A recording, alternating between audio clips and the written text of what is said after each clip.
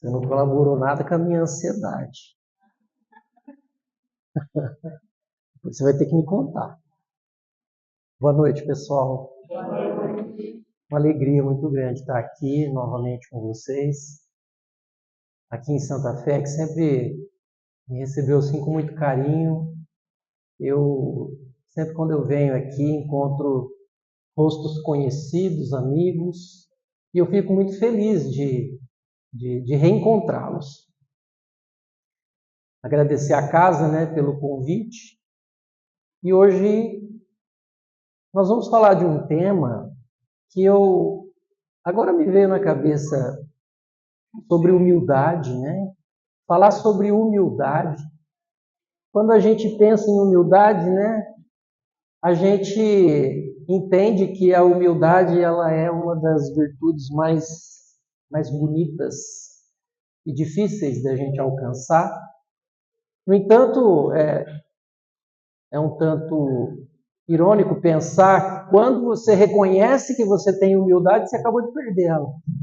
Já pensaram isso? Então, no Evangelho de Mateus, a gente vai encontrar Jesus falando dessa bem-aventurança, quando ele diz: bem-aventurados pobres de espírito, porque deles é o reino dos céus. E o Evangelho segundo o Espiritismo vem nos trazer a explicação racional. Eu acho legal que a nossa fé é raciocinada, mas ao mesmo tempo ela também é emoção, ela não deixa de ter emoção. Então é uma explicação emocional e uma explicação racional.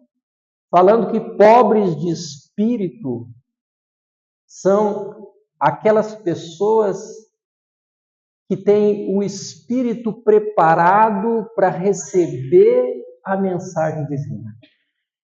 São aqueles que trazem no vaso do coração a predisposição para se encharcar do licor divino do Evangelho de Jesus.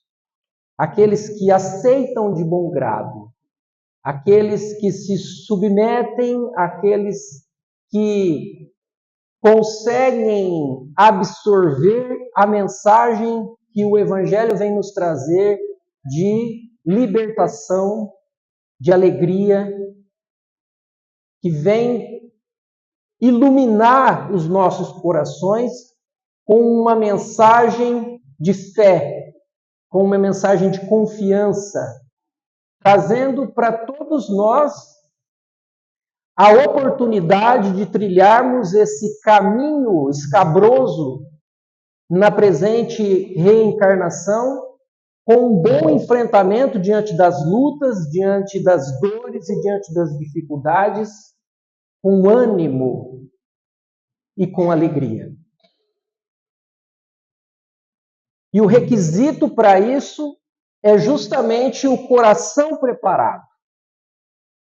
É o coração aberto, com a predisposição mental e a predisposição racional de absorver esses ensinamentos. E somente aqueles que são humildes conseguem. Ao falar disso, os espíritos citam os espíritos de ciência, ou seja, as pessoas que acreditam saber muito no campo da ciência. Muitas pessoas, não vou dizer todas, mas uma boa parte das pessoas de ciência que trazem um conhecimento mais acadêmico, acreditam que as pessoas que são religiosas, elas são pessoas imaturas. E que, pela fé, elas são colocadas ali como pobres de espírito, mas não é isso o entendimento que o Evangelho vem nos trazer. Existem pessoas de ciência que trazem também o coração humilde. E pessoas iletradas que trazem uma arrogância e um orgulho tão grande, essas não estão ainda preparadas. É um solo pedregoso, é um solo de espinhos, onde a semente tem dificuldade de germinar. Mas a terra boa é a terra do espírito humilde, daquele que traz a humildade no coração, onde não se coloca de maneira alguma superior ao outro. E quando nós nos colocamos assim diante da vida, nós somos como crianças. Jesus, então, vem dizer para a gente que nós precisamos nos assemelhar a crianças. Porque a criança, ela tem espontaneidade. A criança, ela é autêntica. A criança, ela é verdadeira. Então, o Espiritismo mostra para a gente não a letra que mata, mas o Espírito que vivifica. Nós precisamos buscar as explicações dos Espíritos, dos textos evangélicos, para entendermos a profundidade da mensagem de Jesus, que não traz ali nenhum condicionamento humano. Ele não vem falar para a classe política, ele não vem falar para os poderosos, ele não vem falar para os homens de ciência, mas ele vem falar para aqueles simples de coração, para os humildes, para aqueles, principalmente, como nós, que sofrem, que temos as nossas dores, que temos as nossas dificuldades, e benditas dores e dificuldades que nos colocam com mais humildade diante da vida. Então, partindo desse princípio, nós vamos encontrar uma pergunta no Livro dos Espíritos, que é a pergunta 919. Gente, olha a pergunta que o Kardec fez para os Espíritos. Muito atual. Por que eu digo que é atual? Porque atualmente, o que a gente está buscando no mundo, nesse mundo louco que a gente está vivendo aqui, com tanta informação, não é assim? Tanta coisa rápida, fast food, não é? Internet, inteligência artificial, tudo é rápido, tudo é prático. Outro dia eu fui abastecer e tinha um carro na minha frente e eu já fiquei impaciente porque tinha um carro na minha frente. Eu fiquei imaginando, né, com tanta rapidez, por que os postos de gasolina demoram tanto? E de repente eu me coloquei diante da vida, identificado com essa pressa. E eu, como um grande ansioso que eu sou, e que faço o meu tratamento, né? Eu me lembrei disso e pensei comigo, Evaldo, corrige tua postura, Evaldo. Esteja no presente, no aqui e agora, aquieta teu coração. Aí eu respirei e eu deixei. Eu permiti ficar ali esperando, sem entrar nessa vibração de correria que a gente vive a vida da gente. E por que eu estou dizendo isso? Porque Kardec fez uma pergunta lá para os espíritos que a gente imagina hoje, nós faríamos também. Porque nós queremos praticidade. Não é assim? O mundo é prático. As coisas são práticas. E o Kardec pergunta assim, qual é o meio prático? Olha que legal. Kardec pergunta, qual é o meio prático mais eficaz que tem o homem de se melhorar nessa vida e de resistir a atrações do mal? Olha que pergunta atual. E os espíritos, claro, aqui a gente vê que são espíritos superiores, porque espírito superior, gente, dá uma resposta curtinha. Espírito superior não é prolixo, que fica dando volta para dar uma explicação, que escreve um artigo. Espírito superior responde de forma sucinta e profunda. E eles responderam para o Kardec. Um sábio da antiguidade já vos disse: conhece-te a ti mesmo. E aí então a gente vai observar o seguinte: que esse sábio da antiguidade, nada mais, nada menos, era Sócrates. Sócrates havia trazido essa mensagem: conhece-te a ti mesmo. E isso é tão profundo que nos dias atuais, nas nossas reflexões, nós encontramos o sentido disso na nossa vida. E Kardec era meio teimoso, né? O Kardec, gente, eu adoro Kardec. O Kardec, por que ele era teimoso? Não é que ele era teimoso, não. Ele usava metodologia científica.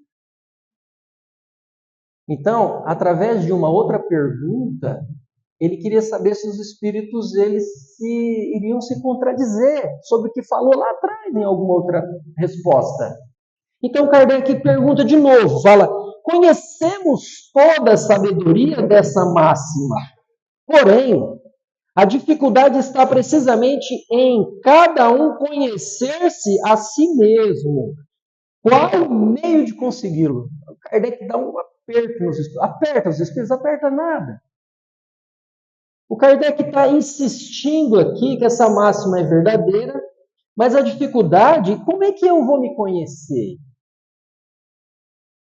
Como que eu vou me conhecer? Qual é o meio que eu utilizo para me conhecer? Porque vamos falar a verdade. Nós somos ótimos advogados em causa própria. Não é assim? A gente sempre arruma uma saída, né? Quando você está lá naquela dificuldade de enfiar a mão no bolso para comprar uma pizza para o centro espírita, não é assim? A casa fez uma campanha de pizza. A gente vai na pizzaria e paga 50, 70, 80 reais numa pizza.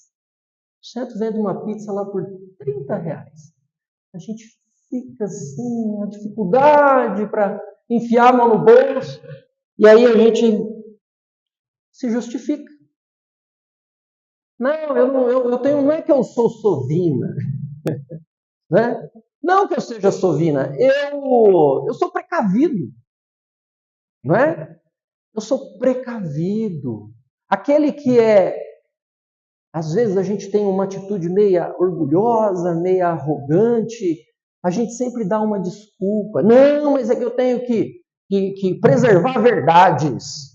Tem gente que adora falar a verdade, mas é uma verdade que fere, é uma verdade que machuca, não é? Eu gosto de falar a verdade, mas da maneira que eu falo é sempre uma maneira grossa, estúpida. Mas eu justifico isso que é a verdade. Eu falo a verdade mesmo, eu digo na cara, né? Às vezes a gente tem. Então a gente está sempre se justificando.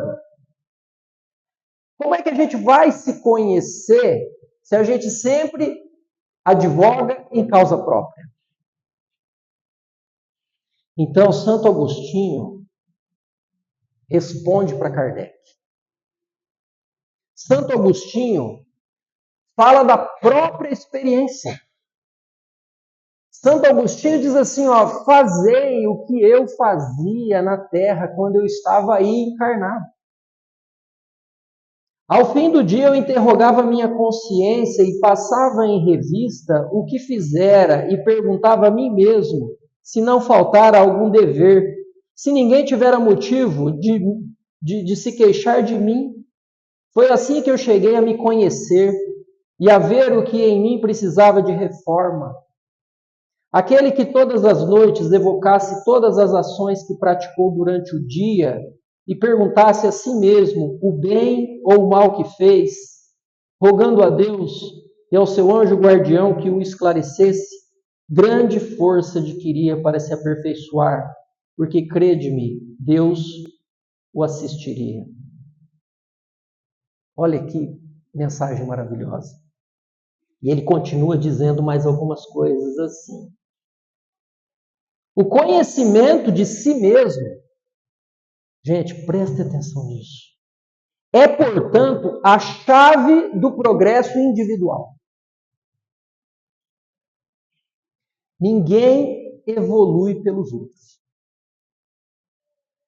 Você pode amar teu filho com todas as forças da tua alma, mas a evolução dele é individual. Você não evolui por ele. Tua esposa, teu marido, seus filhos, eles vão evoluir por si mesmos. A chave do progresso individual é o conhecimento de si mesmo. Começa pelo conhecimento de si mesmo. E eu li uma frase esses dias, estudando Jung, que eu fiquei mais admirado ainda pelo Jung.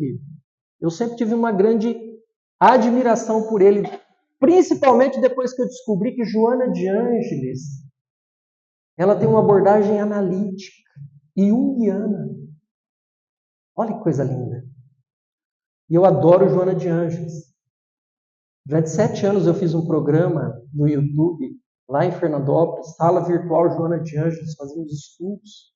Hoje eu dou um curso lá na MEI, lá em Fernandópolis, para um grupo onde nós estudamos uma obra da série psicológica de Joana de Ângeles. Eu sou fã da Joana de Ângeles. Quando eu percebi que ela é junguiana, eu fiquei mais admirado com o Jung. E o Jung, gente, tem uma frase que ele diz assim, que o amor, diz ele, o amor é a maior potência do universo.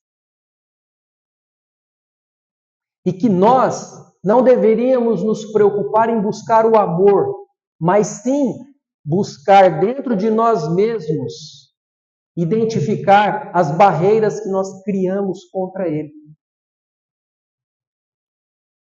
Isso quase me fez cair para trás. Porque para mim fez muito sentido.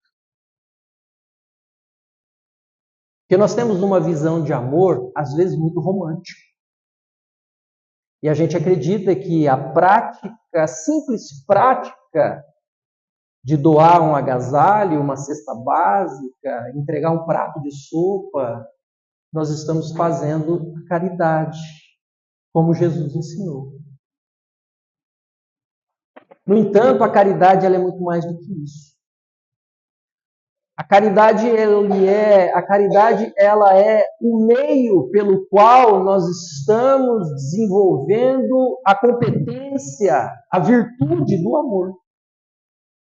A caridade ela é a oportunidade de exercitarmos essa competência, porque isso é uma competência que nós desenvolvemos. Os espíritos superiores que evoluíram em amor, eles também evoluíram em inteligência. É por isso que eles são superiores. E eles precisaram passar por diversas encarnações para chegar nesse estágio.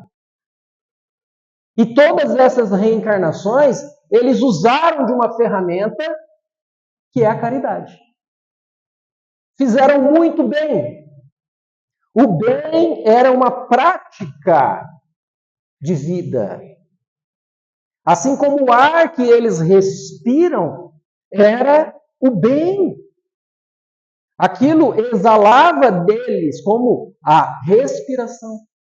Eles constantemente faziam o bem. Então, o bem se tornou o sentido da existência deles. Isso fez com que eles desenvolvessem o sentimento de amor,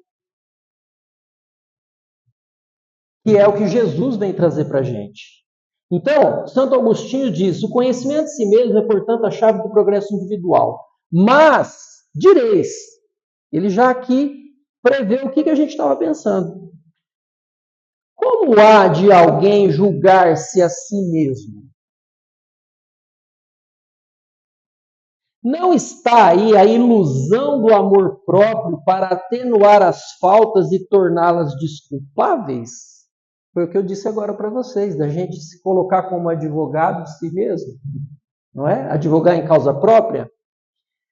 O avarento se considera apenas econômico e previdente. O orgulhoso se julga que em si só há dignidade. Isso é muito real. Mas tendes um meio de verificação que não pode vos iludir. Quando estiverdes indecisos sobre o valor de uma das vossas ações, perguntais como a qualificaríeis se praticada por outra pessoa. Se censurais numa outra pessoa, não a podereis ter por legítima quando fordes o seu autor, pois que Deus não usa de duas medidas na aplicação da sua justiça.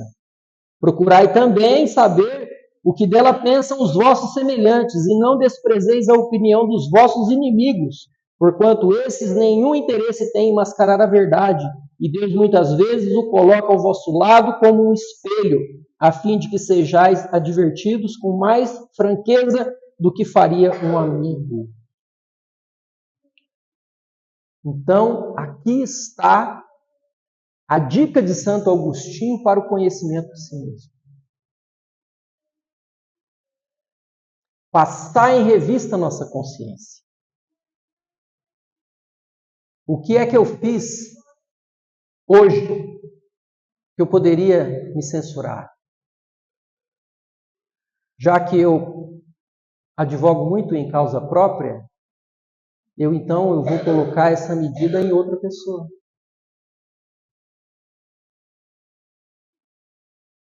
O que eu fiz, se fizessem comigo, eu iria gostar. Não façais a outrem aquilo que não queríeis que fizessem a vós mesmos. Aí nós vamos encontrar um princípio de justiça. E ele coloca também: ouçam os vossos amigos,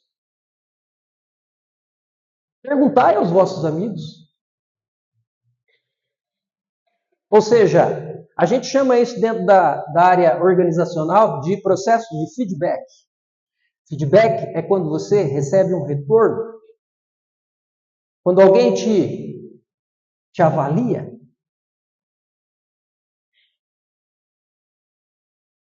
Escute também as pessoas que não gostam de você. As pessoas que te criticam, porque às vezes, gente, os amigos, eles não nos ajudam a crescer. Porque o amigo ele não quer te aborrecer. O amigo, ele não vai dizer para você que você foi arrogante, pretensioso, que você foi egoísta, que você foi grosso, que você foi soberbo. O amigo não diz isso pra gente. Quem é que diz isso pra gente? Os nossos adversários. As pessoas que não gostam da gente. Elas nos prestam o melhor serviço. Porque elas fazem isso de graça e com gosto. Não é? Você não vai ver teu inimigo fazer isso aí de cara feia. Ele vai falar com gosto. Ainda mais se você reconhecer isso, mostrar no teu semblante com microexpressões, não é? Ele vai ficar satisfeito.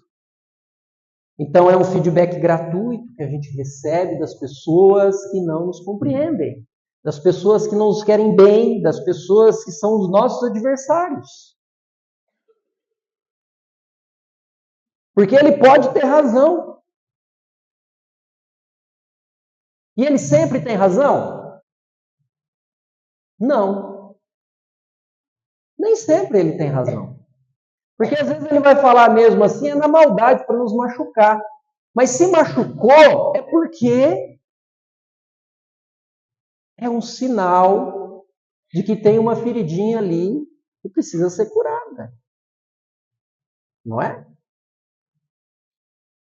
Porque normalmente as pessoas que não gostam da gente, elas vão atacar a gente aonde? no nosso ponto fraco.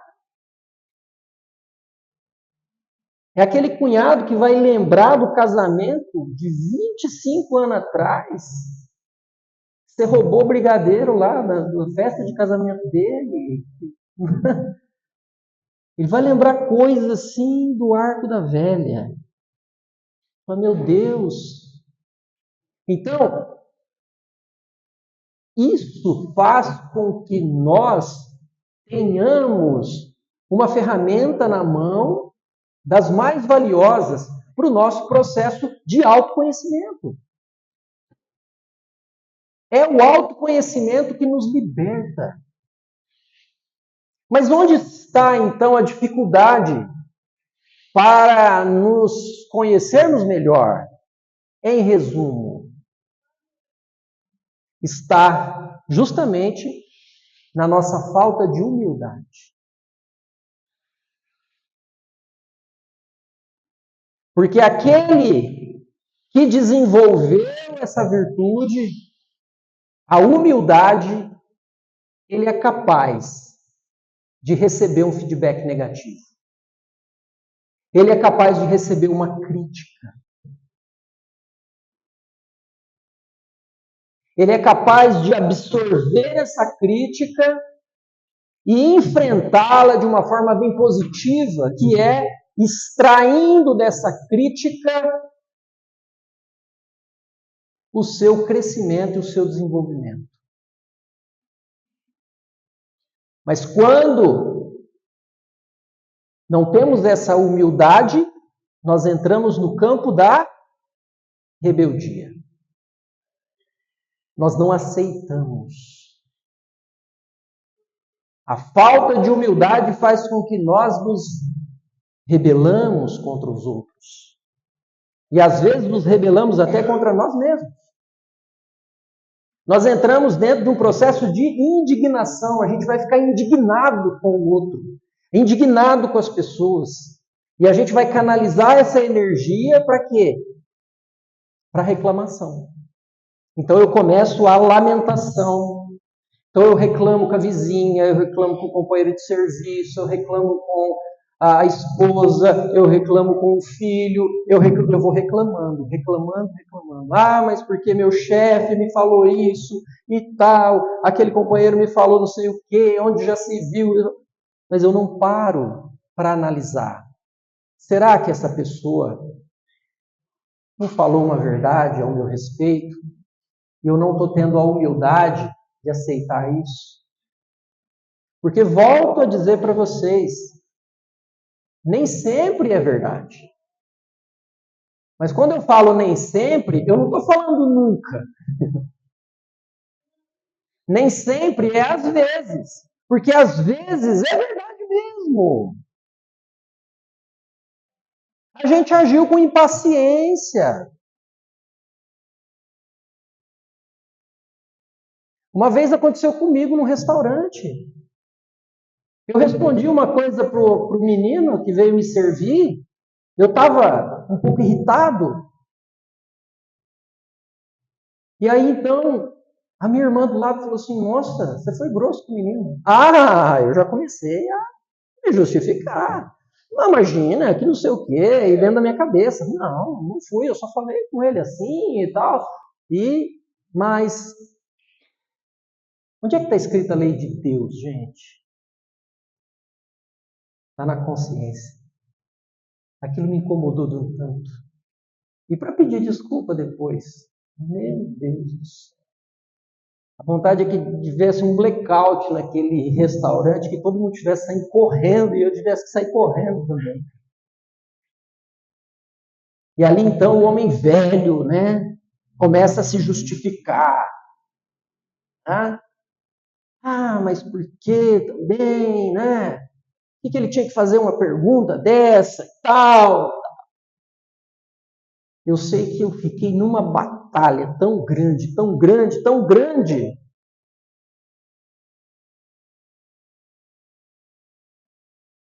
Justamente por falta de humildade.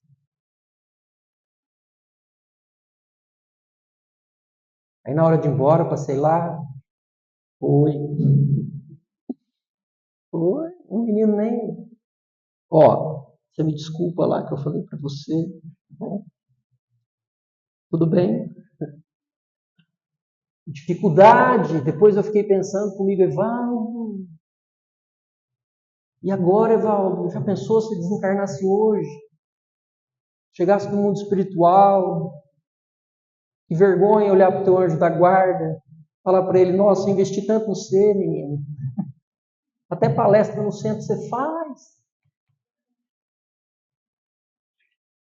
Mas é isso. A humildade dificulta ou facilita, né? A falta de humildade dificulta. A humildade facilita o processo de desenvolvimento espiritual aqui na Terra. Porque é isso que nós estamos fazendo aqui. Nós estamos aqui com um único objetivo, que é evolução. As provas que nós enfrentamos na vida, elas não são apenas para resgatar débito do passado. A gente gosta de falar isso, né? Que é para resgatar débito do passado. Ah, eu estou aqui com esse problema de saúde, que eu fiz alguma coisa na reencarnação passada.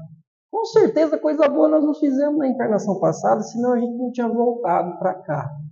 Ainda mais numa época dessa, né, gente? Está difícil, né? Meu Deus, eu fico com dó das crianças que estão reencarnando, tadinho. Mas olha só, as provas que nós enfrentamos aqui, além de expiação, elas também são uma preparação para a gente enfrentar males maiores lá na frente, dificuldades e desafios maiores. É aprendizado. Existe uma função pedagógica no sofrimento, na dor. Quando a gente começa a alimentar aquele pensamento que nós estamos aqui só para espiar, gente, por favor, não é isso que a doutrina espírita ensina. A reencarnação, ela serve para expiação, mas ela também serve como prova, como aprendizado. Nós estamos aqui para aprender. De modo que nenhum mal é capaz de nos atingir. Mas como, Evaldo? Nenhum mal é capaz de nos atingir? Sim, nenhum mal. Deus não permite. Não sei se eu falei para vocês aqui a última vez que eu estive, mas se vocês pegarem a pergunta 551 do Livro dos Espíritos, Kardec faz uma pergunta para os Espíritos assim: pode uma pessoa, com a ajuda de um mau espírito, fazer mal para uma terceira pessoa? Sabe o que os Espíritos responderam? Que não. Deus não permite. Essa foi outra pergunta do Livro dos Espíritos também que me abriu uma porta imensa de luz. Porque olha que coisa maravilhosa, Deus não permite que aconteça mal para a gente.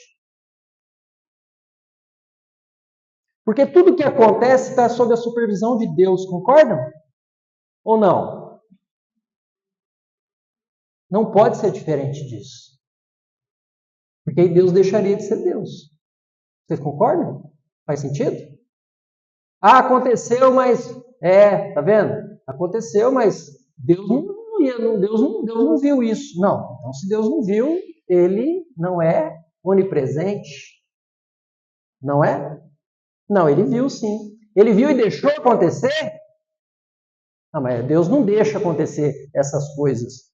Olha, mas Deus deixou acontecer. Não, mas Deus não ia deixar acontecer. Não, se Ele não ia deixar acontecer, e se aconteceu, então Ele não é onipotente, não é onipresente. Nós temos que olhar tudo pela lógica da onipresença, da onipotência, da justiça e da bondade de Deus. Então, tudo que acontece na vida da gente é por um motivo justo, é por um motivo bom. Deus não permite que o mal aconteça pelo mal.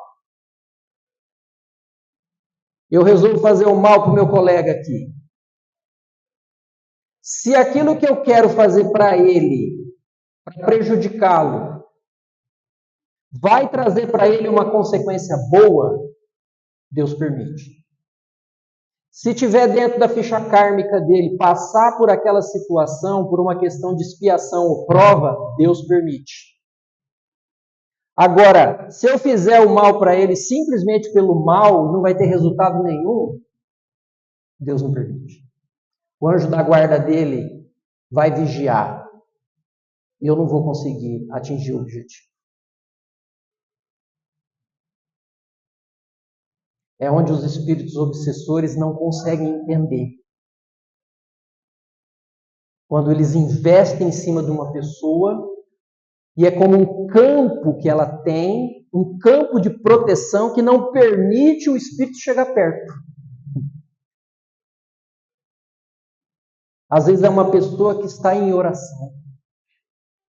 É uma pessoa que está procurando levar a sua vida com humildade, com trabalho e com pensamento em Deus. Ela cria um halo de proteção. Significa que ela não sofre? Claro que ela sofre. Mas o sofrimento pelo qual ela está passando está dentro da ficha kármica dela e dentro do processo pedagógico de desenvolvimento que ela tem aqui na Terra. Nada mais que isso. Se alguém quiser fazer um mal para ela pelo mal, não vai conseguir. Seja o espírito trevoso que for, não vai conseguir. Porque o mal pelo mal Deus não permite. Então, esse é o grande processo de desenvolvimento pelo qual nós estamos inseridos. E buscarmos o autoconhecimento, o conhecimento de nós mesmos, requer humildade. Requer que nos coloquemos diante da vida como aprendizes e não com aquela soberba de que nós conhecemos tudo. Sócrates também já dizia, só sei e nada sei. E é a partir daí que se faz um sábio. O verdadeiro sábio é aquele que admite a própria ignorância. Eu gosto muito de uma frase de Lacan, que é um importante psicanalista, que ele fala que a loucura é a doença da certeza. Porque quando você tem muita certeza na sua cabeça, desconfie da tua sanidade mental. Às vezes você tem muita certeza de que o teu sócio está te roubando. Às vezes você tem muita certeza que alguém está te enganando. Às vezes você tem muita certeza de que o fulano não gosta de você. Às vezes você tem muita certeza que você está sendo traído. Às vezes você tem muita certeza. Cuidado com as certezas.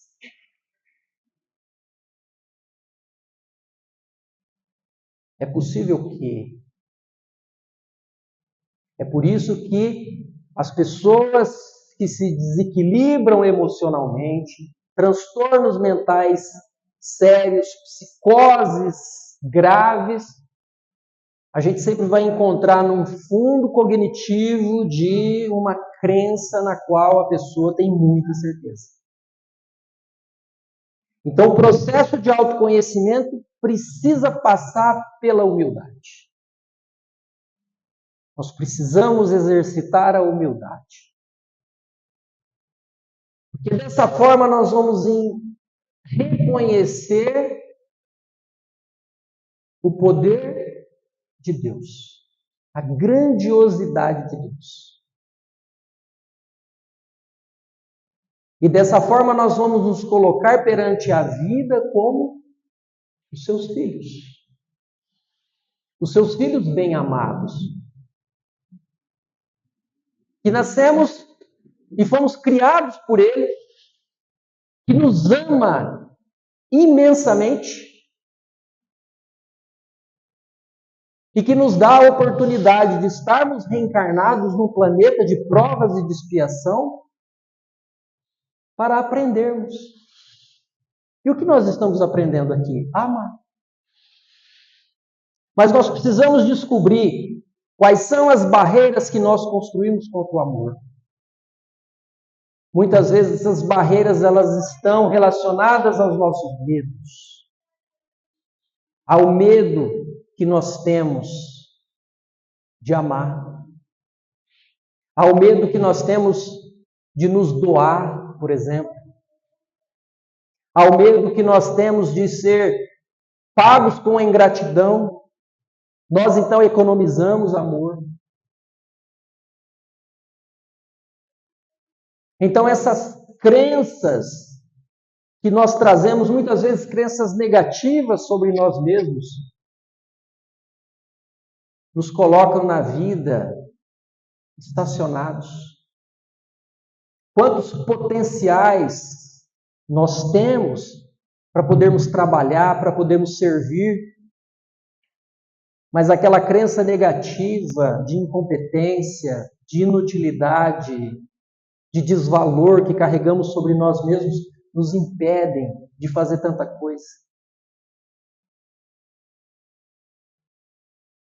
Poderíamos nos libertar dessas crenças de desvalor, essas crenças de desamparo, essas crenças de desamor, e nos libertarmos disso, reconhecendo que nós somos amados por esse Deus, reconhecendo que nós não somos santos, nós não somos espíritos superiores, mas também não somos espíritos inferiores ao ponto de não poder fazer um gesto de caridade.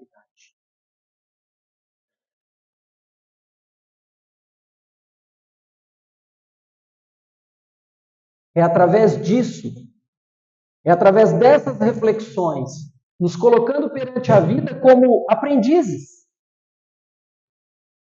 aceitando as nossas limitações, aceitando os nossos erros, mas não nos colocando na vida como vítimas.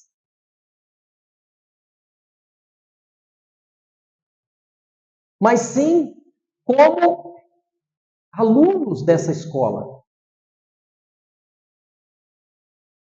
Em que Deus, em que os espíritos superiores depositam em nós a sua confiança. E só querem que caminhemos. Não importa o erro que você cometeu. Por que se fixa tanto no erro que você cometeu? Esse erro que você cometeu, que eu cometi, e que carregamos essa culpa no nosso inconsciente, que gera tanto problema na nossa vida, é algo que precisa ser trabalhado com o auto-perdão. Deus nos perdoa. Nós não nos perdoamos. Começamos a esse exercício de nos perdoar a nós mesmos e seguirmos adiante. Aquilo que aconteceu lá atrás, embora tenha sido talvez uma atitude impensada da nossa parte, fruto da nossa ignorância, com certeza foi o melhor que nós poderíamos ter feito. Era o melhor que nós poderíamos dar. É aquilo que na época a gente acreditou ser o melhor, mas foi uma escolha equivocada. E está tudo bem.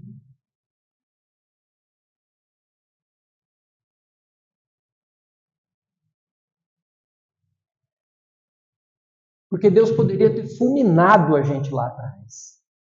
E a gente desapareceria do mapa. E Deus fez isso? Não. Ele nos deu outra chance, nos deu outra oportunidade de reencarnação. Então por que não nos perdoarmos? Façamos o bem. Sigamos adiante, levantemos os joelhos desconjuntados, abracemos a nossa culpa, façamos as pazes com essa memória, com essa lembrança. Vamos aceitar isso? Vamos caminhar ao lado dessa nossa sombra? Vamos reconhecer humildemente que nós erramos, que nós falhamos, que nós fizemos uma escolha equivocada, mas não deixemos de caminhar, porque é isso que Deus espera da gente, que a gente caminhe. O grande Churchill, primeiro-ministro da Inglaterra, na época da guerra, ele deu uma declaração, uma frase que ficou marcada para os séculos. Ele disse assim: se você perceber que você está caminhando no inferno, não pare.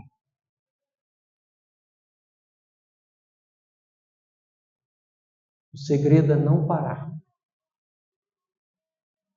Enquanto você estiver podendo mexer um braço, uma perna, você estiver podendo mexer os olhos, não deixe de fazer o bem. Não deixe de ajudar aquele que está ao seu lado. Através do exercício do autoconhecimento, nós entramos dentro do alto amor. E o alto amor nos traz o alto perdão. E nós derrubamos a barreira que nos impede de amar.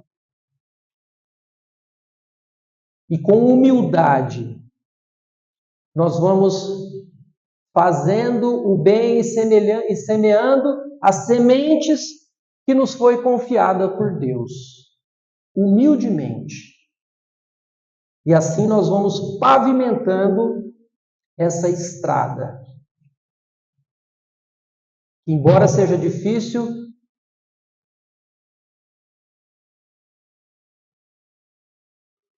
nós chegaremos no final dela. Embora seja complexo, sempre vamos nos recordar que junto de nós, os espíritos, o nosso espírito anjo guardião, espíritos familiares caminham conosco, nos incentivando. Bem-aventurados os pobres de espírito, porque deles é o reino dos céus.